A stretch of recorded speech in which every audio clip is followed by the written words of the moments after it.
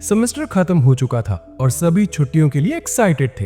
हीजा और जाशिकी अपने home town में थे, जहां हीजा की सिस्टर उस पर एक्सपेरिमेंट करके अपने स्किल्स प्रैक्टिस कर रही थी। वहीं उनकी मॉम बताती हैं कि नियोडो उनसे मिलने आया है। यह सुनकर हीजा अपने प्यारे दोस्त से मिलने भागता है। नियोडो साफ तौर पर परेशान दिख रहा था। हीजा उससे पूछता है कि क्या वो अपने होमरूम टीचर से बात करना चाहेगा, लेकिन नियोडो कहता है कि उससे कुछ बदलेगा नहीं। तभी जाशिकी 3 कप आइस गोला लेकर आती है और हमेशा की तरह करेले वाला कप हीजा को देती है। उधर आकाश में रेंजू और मिमिकिची ओकायामा में थे और मिमिकिची बार बार रेंजू के फैमिली मेंबर्स, जो पता नहीं कौन से जानवर थे, उन्हें पकड़ रहा था। वहीं हतानाको बिजी था मिमिकिची के छोटे छोटे भाई बहनों को संभालने में, क्योंकि उनका फादर फिर से क्योटो में था और वहां फूलों की दुकान पर मिकी एक कन्या से फ्लर्ट कर रहा था। इधर हारू अपने घर पर था। तभी माकुटो मिलने आता है और बताता है कि प्रिंसिपल ने उसे भेजा है। माकुटो कहता है कि उसने समर वेकेशन में पार्ट टाइम जॉब ज्वाइन कर ली है और वो जल्द ही वापस हायाकी आइलैंड जाएगा। ये सुनकर हारू भी कहता है कि वो उसके साथ चलेगा।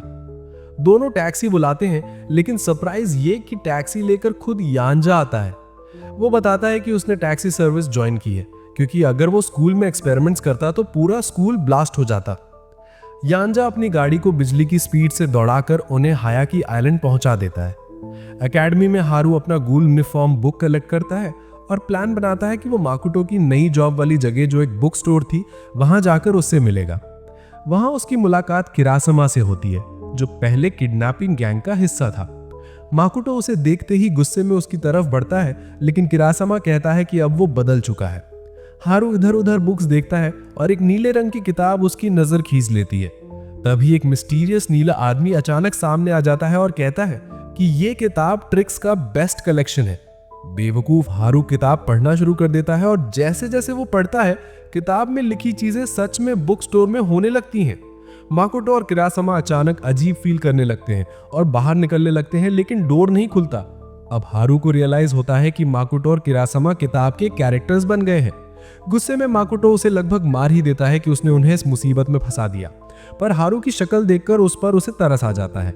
किरासमा समझाता है कि जब तक हारू किताब पूरी नहीं करता, तब तक वो लोग बाहर नहीं जा पाएंगे। हारू कहता है कि वो पढ़ता रहेगा और उन्हें सेफ रहने को कहता है, लेकिन जैसे जैसे वो पढ़ता है, रियल लाइफ में चीजें होती जाती हैं। अचानक लाइट चली जाती है और किताब में लिखा होता है कि जब हारू टॉर्च जलाकर देखेगा तो उसे किरासमा बेहोश पड़ा मिलेगा। सच में ऐसा ही होता है और किरासमा की पल्स भी नहीं चल रही होती। डर के मारे हारू लाइंस बदल देता है और अचानक किरासमा जिंदा हो जाता है। लेकिन हारू जब किताब खत्म करने की कोशिश करता है तो पेंसिल हिलती ही नहीं। किरासमा सजेस्ट करता है कि अपने पुराने गैंग मेंबर बोनमाल का नाम लिखकर उसे कैरेक्टर बना दे। हारू जैसे ही लिखता है, बोनमाल सच में अंदर आ जाता है। अब वो सब सिचुएशन समझा ही रहे होते हैं, लेकिन तभी किरासमा पागल हो जाता है और वो माकुटो का गला दबाने लगता है। तभी किताब इरोटिक फिक्शन में बदल जाती है और किरासमा माकुटो के साथ अजीब हरकतें करने लगता है। हारू फौरन लाइंस बदल देता है, वरना दोनों किस करने ही वाले थे। हारू के दिमाग में आइडिया आता है और वो किताब को ग्रोटेस्क नॉवल में बदलना शुरू करता है, जहां सॉल्यूशंस लिखता है। पहले वो लिखता है कि ऊडा मीटियोराइट बॉल से होम रन मारता है। फिर मिमिकिची अर्थ पर आए ह्यूज लोकस को पकड़ लेता है। फिर ड्रंक मिकी एक ट्रक को उठा लेता है और टकाशी एलियन पर रिसर्च करने लगता है। लेकिन तभी किताब सबको अंदर खींचने लगती है, मगर हारू अपनी पावर्स यूज करके आखिर में किताब का कर्ज तोड़ देता है और एक हैप्पी एंडिंग लिख देता है। जब सारा हंगामा खत्म हो जाता है तो हारू किताब के पेजेस पलटता है और उसे पता चलता है कि वो मिस्टीरियस नीला आदमी असल में उसी किताब का ऑथर था। उसकी आत्मा को शांति नहीं मिली थी, इसलिए उसने हारू की ताकत का इस्तेमाल किया था ताकि वो स्पिरिट से बात कर सके। फिर सब लोग हीजा के घर इकट्ठा होते हैं। जाशिकी कहती है कि उसे निकलना होगा क्योंकि उसके गेस्ट हाउस में किसी का इंटरव्यू होने वाला है। उसकी फैमिली अब कल्ट मैगजीन्स में आने वाली थी, क्योंकि लोग सोचते हैं कि वहां घूल्स आते जाते हैं। जाशिकी बताती है कि उसके तीनों पिता इंसान हैं और उन्हें घूल्स के बारे में ज्यादा नहीं पता, इसलिए उसे उनकी मदद करनी पड़ेगी। गेस्ट हाउस पहुंचने पर सबको पता चलता है कि जाशिकी के तीनों पिताओं के नाम यू, मत्सु और तू है। तीनों ने मिलकर एक पुराना घर खरीदा था और उसे ठीक करते वक्त उन्हें वो बेबी जाशिकी मिली थी। तभी से उन्होंने उसे अपनी बेटी की तरह पाला। अब घूल्स डिसाइड करते हैं कि वो जाशिकी के डैड्स की मदद करेंगे। प्लान ये था कि रिपोर्टर्स को डरा धमकाकर गेस्ट हाउस को फेमस बना देंगे। थोड़ी देर बाद मैगजीन वाले आ जाते हैं। उनके साथ एक एडिटर और एक साइंटिस्ट भी होता है। साइंटिस्ट को भूत प्रेत पर विश्वास ही नहीं था, वो चेक करना चाहता था कि ये गेस्ट हाउस सच में हॉन्टेड है या नहीं। साइंटिस्ट की बातें सुनकर घूल्स परेशान हो जाते हैं और हीजा तो ऑलमोस्ट अपना आपा खोकर उसके पैर तोड़ देना चाहता है। साइंटिस्ट उन्हें चैलेंज करता है कि अगर उनमें दम है तो अगले दिन तक उसे डराकर भगा दें। जाशिकी चैलेंज एक्सेप्ट करती है और कहती है कि अगर वो लोग सफल हुए तो उनसे 5 स्टार रिव्यू चाहिए। यांग अनाटा और स्टूडेंट्स को भी हेल्प के लिए बुला लिया जाता है। सब बैठकर प्लान बनाते हैं और जाशिकी कहती है कि शुरुआत आइस गर्ल करेगी। आइस गर्ल एक डॉल वाले कमरे में जाती है और एडिटर को अपनी ठंडी हाथों से छू कर डराती है। तभी जाशिकी के एक डैड अंदर आते हैं। एडिटर पूछता है कि उसने जो औरत देखी थी वो कौन थी, तो डैड कहते हैं कि यहाँ कोई औरत काम ही नहीं करती। यह सुनकर एडिटर और डर जाता है। एडिटर जब स्नैक बॉक्स खोलता है तो उसे उसमें एक टाइनी लड़की दिखती है और वो सोचता है कि इस घर में सच में घूल्स रहते हैं, लेकिन साइंटिस्ट तुरंत कहता है कि वो तो बस पपेट है और एडिटर ने इमेजिन किया होगा। इसके बाद जाशिकी, हारू और किरासामा और मामा यामा को भेजा जाता है। ओटाकू ब्रदर्स आसमान को डरावना बनाने के लिए बदल देते हैं। जाशिकी के 2 डैड आपस में ऐसा एक्ट करते हैं जैसे कोई आदमी रूम 103 से बाहर ही नहीं आता। एडिटर ये सुन लेता है और पूछता है क्या हुआ। डैड बताते हैं कि रूम 103 डेंजरस है, वहां कोई रुकता नहीं क्योंकि लोग कहते हैं कि वहां एक स्पाइडर वुमन आती है और गेस्ट पर हमला करती है। जैसे ही डोर खुलता है एडिटर चीख पड़ता है क्योंकि उसे मामा यामा दिखती है जिसने हारू को अपने जाल में फंसा रखा था। साइंटिस्ट चेक करने की कोशिश करता है लेकिन जाशिकी उसे पैरानॉर्मल चीजों से दूर रहने की वार्निंग देती है। तभी अचानक लाइट चली जाती है और जब वापस आती है तो जाल और बॉडीज दोनों गायब हो चुके होते हैं। साइंटिस्ट फिर भी सबको एक्सप्लेन करने की कोशिश करता है। बाद में जाशिकी हारू को खाना देती है और बताती है कि जब वो छोटी थी तो उसने देखा था कि उसके एक डैड को उसकी गर्लफ्रेंड ने छोड़ दिया था, क्योंकि जब उसने अपनी गर्लफ्रेंड को बताया कि जाशिकी एक घूल है तो उस औरत ने उस पर विश्वास नहीं किया और उसे छोड़कर चली गई। उस वक्त सिर्फ हीजा ही उसकी फीलिंग समझता था, लेकिन फिर भी उसके तीनों पिताओं ने उसे इतना प्यार दिया कि उसने वो दर्द भूलना सीख लिया। अब जाशिकी चाहती है कि वो बदले में अपने डैड्स को प्राउड फील कराए और उनका गेस्ट हाउस फेमस बना दे। हीजा ये बातें सुन लेता है और हारू कहता है कि जाशिकी जरूर अपने डैड्स को प्राउड फील कराएगी। तभी अचानक दरवाजा टूट जाता है क्योंकि सारे घूल्स बाहर खड़े होकर उनकी बातें सुन रहे थे। जाशिकी अपने दोस्तों को साथ देखकर मोटिवेट हो जाती है और सच में मैगजीन वालों को डराने की तैयारी कर लेती है। नाइट में एक सॉर्सरर एडिटर को बेवकूफ बनाता है और उसे दीवार ही बाथरूम लगने लगती है। फिर हारू सीलिंग पर उल्टा चलने लगता है। ये देखकर एडिटर और साइंटिस्ट दोनों बुरी तरह डर जाते हैं। जब वो खिड़की से बाहर देखते हैं तो उन्हें जायंट ऊड़ा दिखाई देता है। हीजा अपनी मड ट्रिक से उन्हें और डराता है। आखिर में जाशिकी खुद उन्हें एक बड़ा डर देती है और साइंटिस्ट डर के मारे बेहोश हो जाता है। अगले दिन मैगजीन वाले मान जाते हैं और कहते हैं कि कल रात वो ऑलमोस्ट डर के मारे अपनी पैंट गीली कर बैठे थे, अब वो 5 स्टार रिव्यू जरूर देंगे। बाद में जाशिकी के डैड्स घूल्स को फ्री खाना खिलाते हैं और उनकी मदद के लिए शुक्रिया अदा करते हैं, जिसकी वजह से गेस्ट हाउस बहुत बड़ी सक्सेस बन जाता है। अब हारू जा रहा था मिकी के होम टाउन कोयाटो, जो कि फ्लावर स्ट्रीट कहलाती है और घूल्स के लिए काफी बदनाम है। लेकिन वहां पहुंचते ही कुछ पुराने घूल्स उसे घेर लेते हैं और उसकी सोल निकालने की कोशिश करते हैं। तभी मिकी की बहन इबारा आती है और हारू को बचा लेती है। वो उसे वार्न करती है कि पुराने घूल्स अब इंसानों को खाने लायक समझते हैं। घर के अंदर हारू की मुलाकात मिकी से होती है। मिकी कहता है कि उसे उससे एक फेवर चाहिए, लेकिन जैसे ही मिकी थोड़ी देर के लिए बाहर जाता है, हारू एक दरवाजा खोल देता है और चीख पड़ता है, क्योंकि अंदर उसे एक जायंट औरत दिखती है जो उसे सिड्यूस करने की कोशिश कर रही होती है।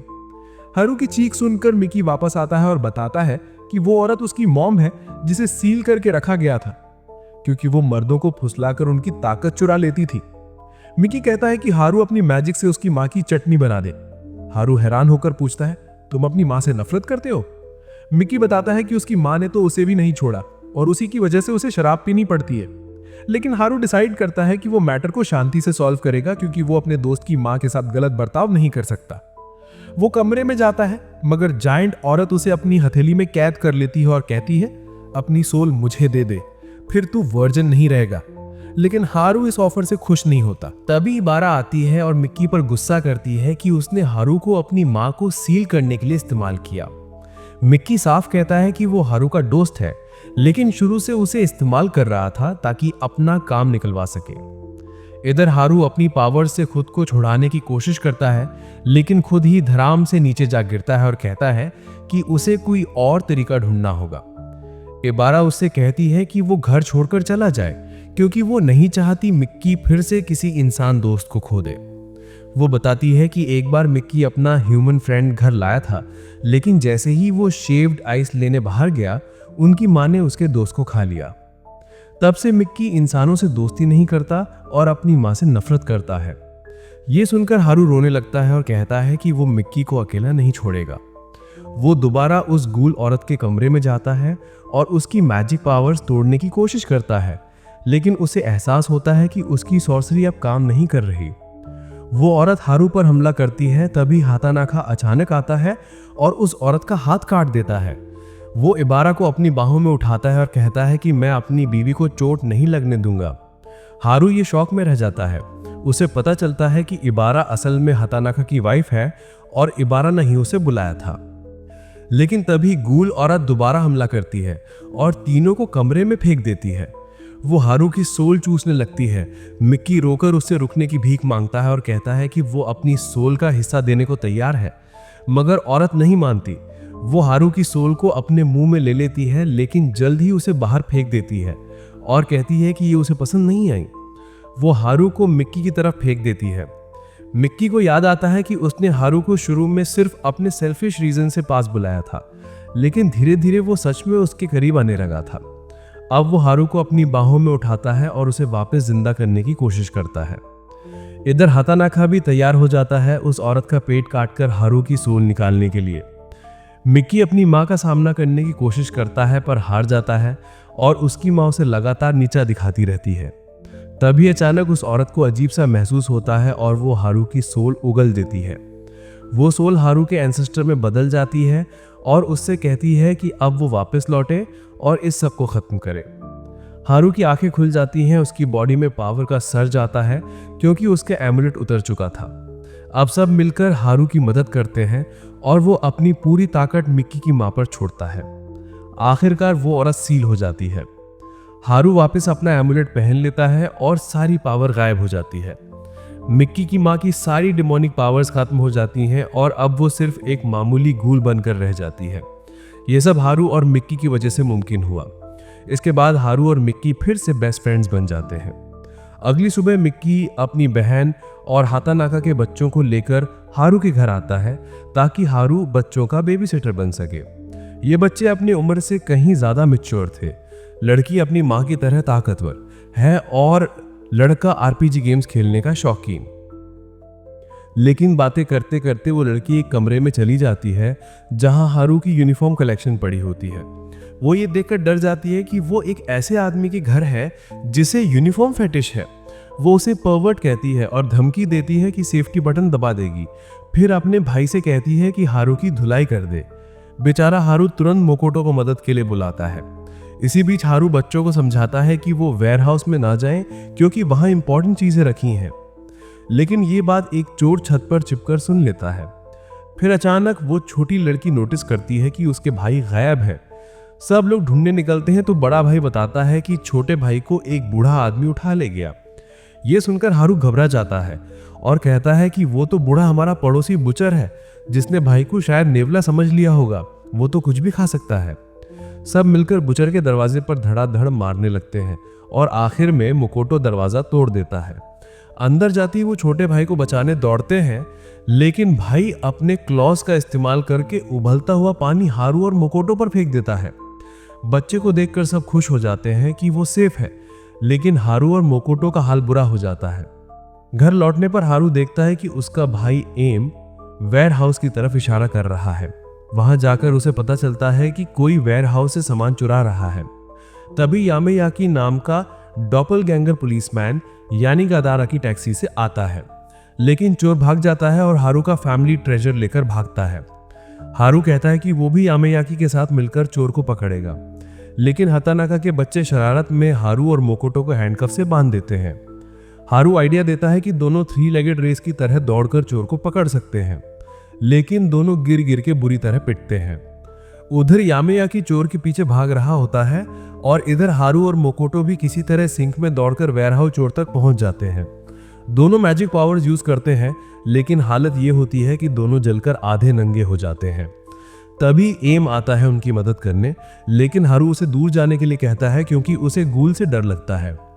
चोर अपने लंबे क्लॉज दिखाकर धमकी देता है कि अगर पीछे नहीं हटे तो वो एम को मार देगा, लेकिन अचानक एम यामेयाकी में बदल जाता है और चोर को पकड़ लेता है। तब वो अपनी डॉपलगैंगर स्किल्स रिवील करता है। वो हारू और मोकोटो का शुक्रिया कहता है और ट्रेजर वापस लौटा देता है।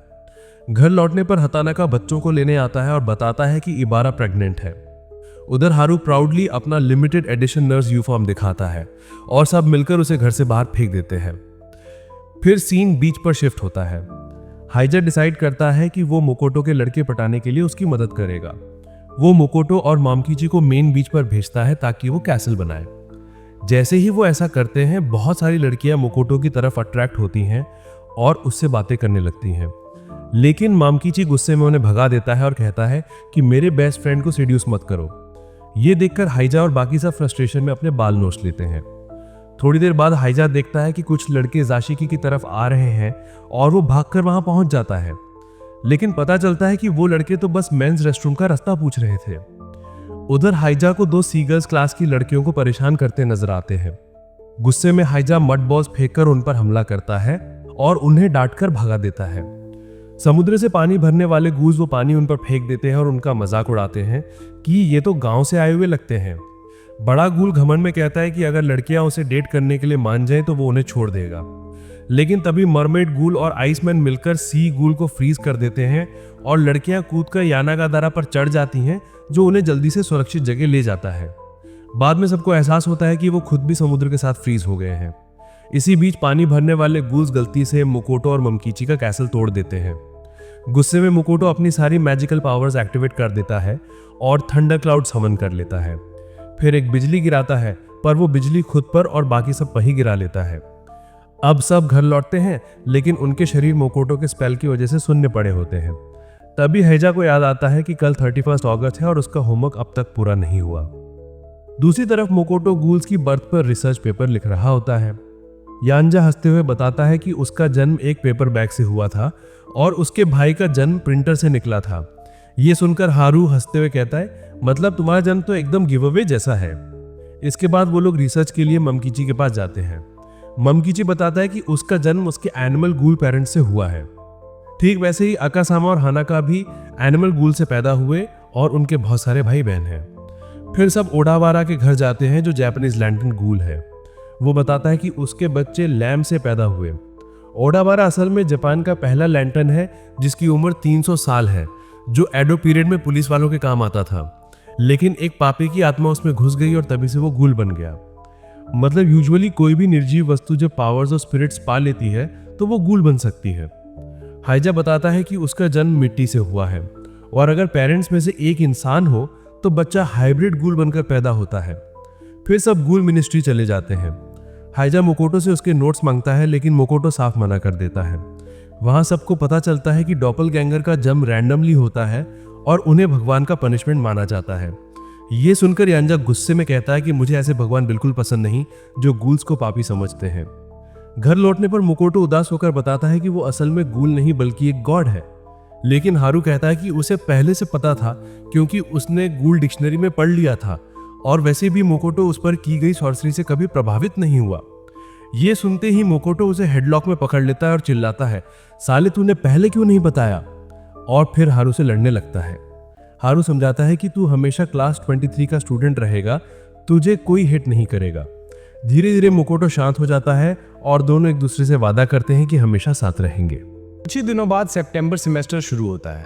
हारू हैरान हो जाता है जब टोक्यो से एक नया लड़का उनकी एकेडमी ज्वाइन करता है ताकि गॉड्स और गूल्स के बीच कम्युनिकेशन सुधर सके। उसका नाम है इसुब्रू इबुसु। हारू उसे देखकर बहुत खुश होता है। इबुसु की पहचान सब टीचर से करवाई जाती है और मिकी तुरंत उससे दोस्ती करने की कोशिश करता है क्योंकि वो गॉड ऑफ फॉर्चून है। लेकिन जब हतानाका और हारू वहां से निकल जाते हैं, मिकी इबुसु से पूछता है, तू हमारी एकेडमी ज्वाइन करने क्यों आया है? इबुसु कैजुअली रिप्लाई देता है कि वो एक्सचेंज प्रोग्राम से आया और उसे पहले से हारू की पावर्स के बारे में पता है, तो वो कोई ट्रबल नहीं करेगा। ये सुनकर मिकी उसकी टाई पकड़कर कहता है, मुझे तेरे भाई मकोटो के बारे में थोड़ा बहुत पता है, तो बेहतर होगा तू हमसे पंगा मत लेना। फिर हारू इबुसु को क्लास में ले जाता है, लेकिन अंदर जाने से पहले ही इबुसु की मुलाकात अपने भाई से हो जाती है और माहौल ऑकवर्ड साइलेंस से भर जाता है। हारू कहता है कि उसे लगता है इबुसु बिल्कुल मकोटो जैसा दिखता है, लेकिन मकोटो तुरंत मुंह फेर लेता और कहता है कि मुझे ये अजनबी नहीं पसंद। फिर इबुसु अपना इंट्रोडक्शन देता है बतौर होमरूम टीचर और पूरी क्लास यही सोचती है कि वो बिल्कुल मकोटो जैसा लगता है। लेकिन मकोटो फिर मना कर देता है और कहता है कि मुझे इस आदमी से कोई लेना देना नहीं।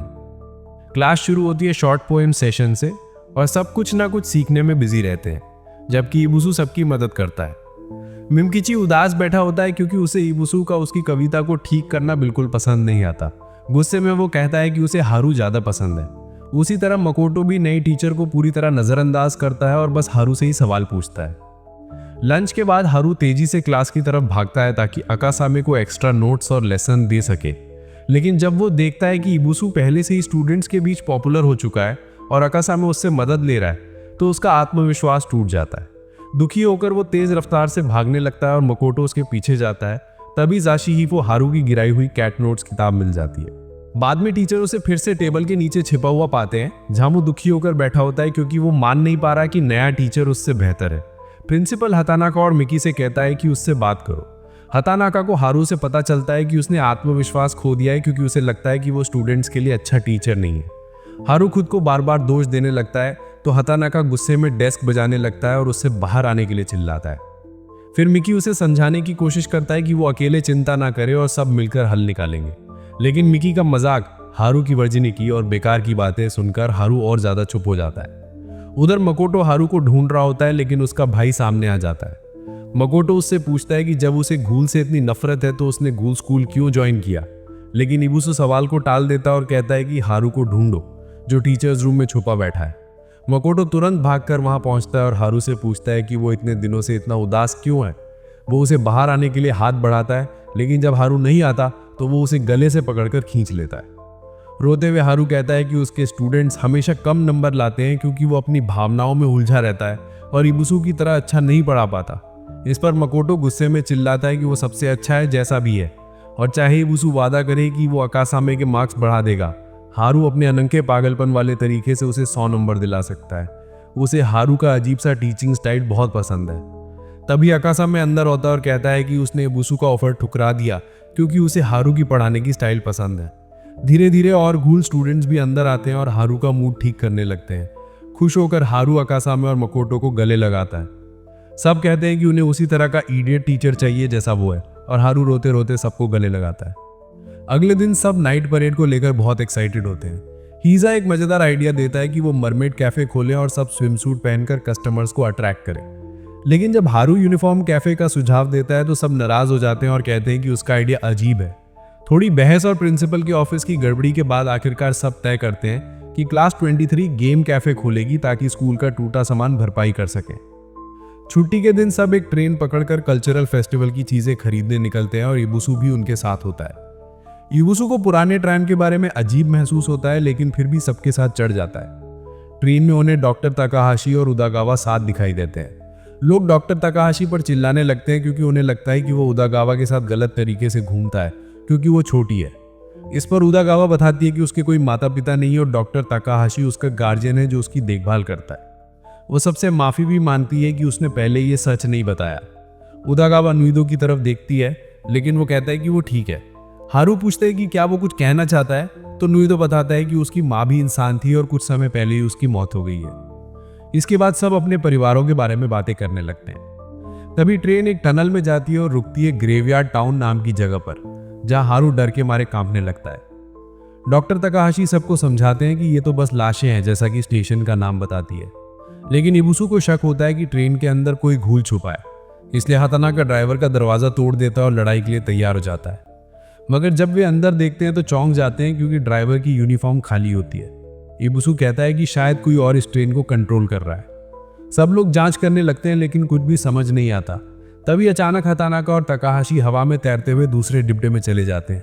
मकोटो सोचता है कि ये ट्रैम उन लोगों को चाहती है जिनमें इंसानों की तरह आत्मा और खून है, यानी कि आधे इंसान या दूसरी नस्ल के घूल, इसलिए वो उनका शिकार कर रही है।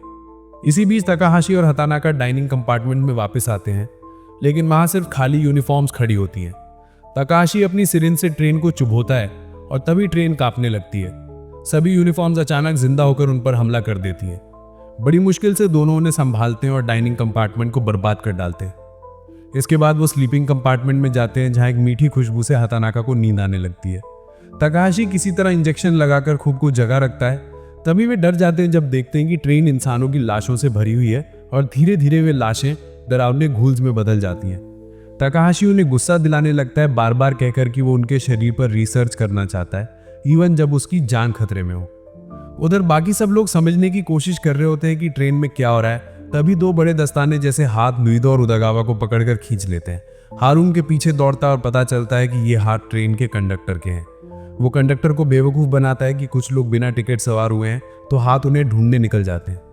अब मकोटो और उसका भाई अकेले रह जाते हैं। जब एक हाथ इबुसु को पकड़ने की कोशिश करता है तो वो सिर्फ एक झटके में उसे तोड़ देता है। मकोटो मुस्कुराकर कहता है कि इबुसु कभी नहीं बदलता।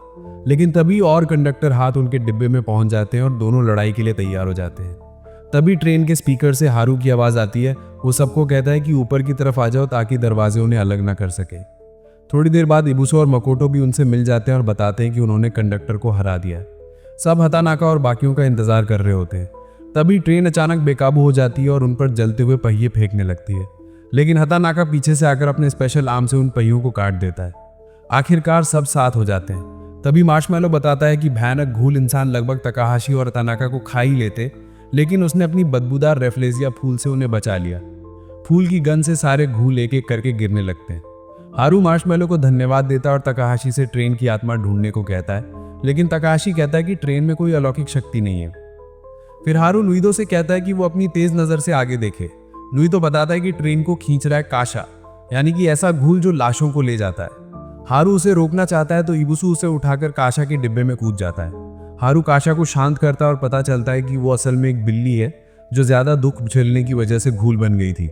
हारू उसका दर्द खत्म करता है और उसे कहता है कि अब ट्रबल न करे। थोड़ी झड़प और सब कुछ ठीक करने के बाद ट्रेन फिर से सामान्य हो जाती है। अचानक सबकी आंख खुलती है और वे हयाकी आइलैंड स्टेशन पर होते हैं, जहां हीजा और बाकी उन्हें हिलाकर उठाते हैं।